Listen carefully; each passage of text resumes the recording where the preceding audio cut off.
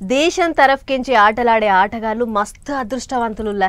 ఎట్లా అంటే పేరుకు పేరు పైసకు పైసా మీదంగా ఏ రాష్ట్ర ఆటగాడైతే ఆ రాష్ట్ర సర్కారోళ్ళు ఏదన్నోటి సర్కార్ కొలువులు ఇస్తారు. గిట్ల గంపగుత్తుగా కావాల్సినవి అన్నీ వెతుక్కొని మరీ వస్తాయి.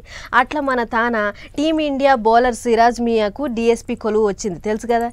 ఇప్పుడు వేరే రాష్ట్రంలో బ్యాటర్ రింకు సింగుకు కొలువు వస్తే గా ముచ్చట పెంట పెంట అవుతుంది. మరి ఎందుకు ఏం కథ అనేది అరుచుకొని వద్దాం పారు.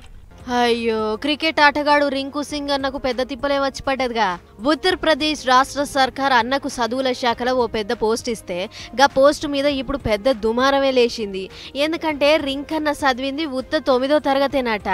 అందుకే అంత పెద్ద పదవి 9 చదివినోళ్లకు ఎట్లిస్తారు? ఒకళ్ళ ఇచ్చిర్రే అనుకో, ఆ పోస్టులో కూర్చుంటే ఆయనకు ఏం తెలుసు? పోలీసు, రెవెన్యూ, అడవి గిట్లా మస్తు శాఖలున్నాయి.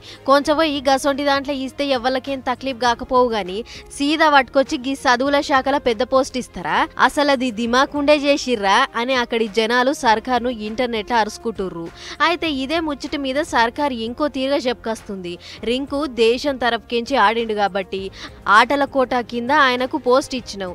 ఇంట్లో ఎవ్వళ్ళ అలిమి లేదు బలిమి లేదు. ఇదంతా ఓ లెక్క పత్రం ఎమ్మటే జరిగిందని చెప్పుకొస్తుర్రు. అంతేకాదు పోస్టింగ్ ఇచ్చినావు అటెంక మెడికల్ పత్రాలు సమర్పించుడే బాకీ ఉంది.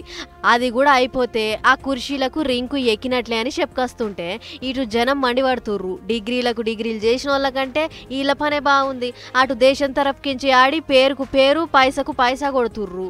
ఇటు చదువుతోని సంబంధం లేకుండా పెద్ద పెద్ద పోస్టులు కొడతారు.